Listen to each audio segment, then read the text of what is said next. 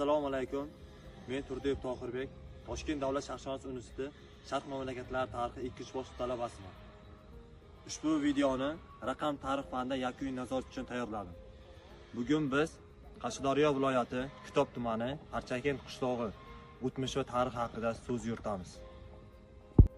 Biz Parchakent mahallasi tarixiga keladigan bo'lsak, Parchakent mahallasi Qashqadaryo viloyati Kitob tumanining joylashgan. Uning o'tmishi va tarixiga keladigan bo'lsak, ushbu qishloq aholisi asosan dehqonchilik va chorvachilik bilan shug'ullangan.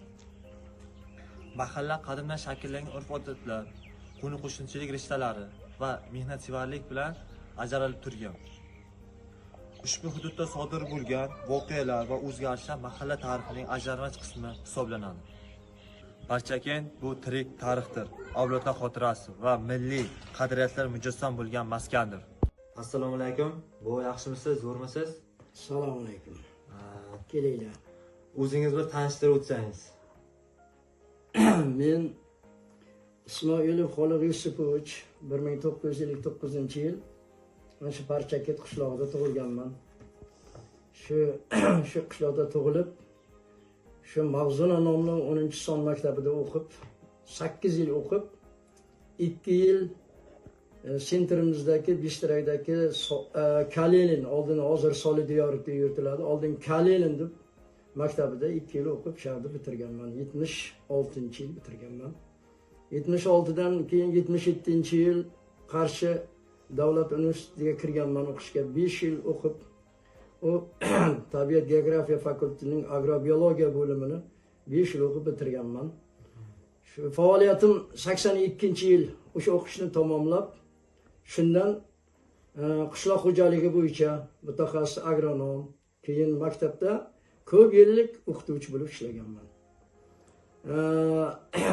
Meni ish faoliyatim 82-yil Saparcha qishlog'idagi Ibrohim Mo'minov nomli maktabda ishlaganman. Yerdan armiyaga 2 yil, 1,5 yil armiya safida borib, armiya safidan keyin oldingi Ulyanov, hozirgi davrda Kaspi tumanida statistika boshlig'i bo'lib ishlaganman.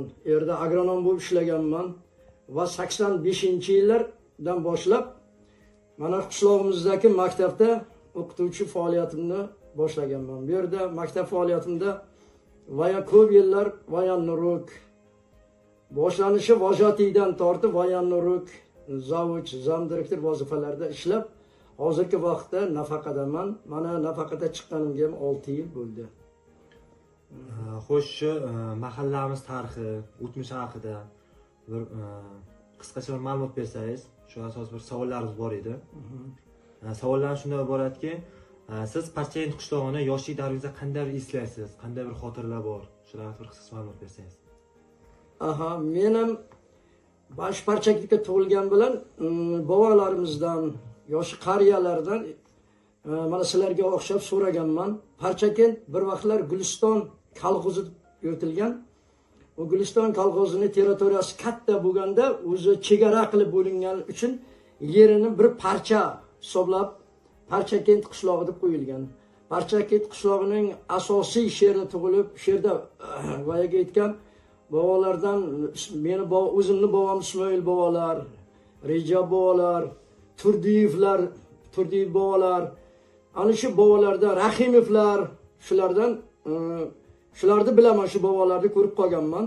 Parchakent qishlog'i bir vaqtlar mana Qashqadaryo, Oqdaryoning yonida joylashgan. Mana bizning qishlog'imizda pastidan 2 daryo qo'shilishida joylashganmiz. Shu daryo oqib o'tadi. Bir vaqtlar bu Parchakent qishlog'i yam-yashil ko'klamzor, daryolarda mana bu Julg'unzor, ayniqsa qishloq xo'jaligimizda chorvachilik bilan Parchakent qishlog'i chorva bilan shug'ullanardi. Nima desam, hozirgi vaqtdagi Parchakent bilan oldingi Parchakentni o'rtasida bir katta o'zgarishlar bo'lib ketgan. Hamma soha bo'yicha. Oldin ham shu Parchakentda qarangki, shu o'sha vaqtlar o'qish qiyin bo'lgan bo'lsa ham, shu bobolarimiz bolalarini o'sha vaqtda o'qitgan, bizning qishlog'imizdan rahbariyatlar juda ko'p chiqqan. Mana Po'latovlar oilasidan ko'p rahbarlar chiqqan, Rahimovlar oilasidan, Ismoilovlar oilasidan, Turdiyevlar oilasidan ko'p katta ishlarga ishlagan rahbarlar chiqqan. Ana shularni nabira, ibora bolalari hozirgi sharoitda mana ko'payishib, qishlog'imiz biroqlar endi meni bilishimcha 30-50 xo'jalik bo'lgan. Mana men hozir 66 ga kirdim. Hozirgi vaqtga kelib qishlog'imiz juda katta bo'lib 450 dan oshiq menimcha qishloq aholi soni oshib ketdi, 1000 dan oshiq katta qishloqqa aylanib ketdi. Faqat qishlog'imizda bitta anovsi oldinlari paxtachilik bilan, chorvachilik bilan shug'ullangan. Hozirgi vaqtda qishlog'imizda o'zgarish sohasi bog'dorchilikka o'tib ketdi. Ana paxta Qarshi tomonlarga o'tib ketdi. Oldin Qarshi atrofdagilar bizdan kelib paxta tergan. Yana bir qisqa savolimiz, qishloqda bo'lib o'tgan esda qolarli voqealar bormi?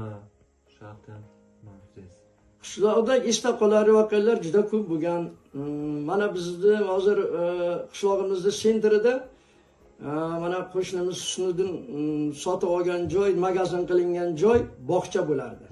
Bog'chani oldida endi u tutlarni marvarid tut deb aytilardi.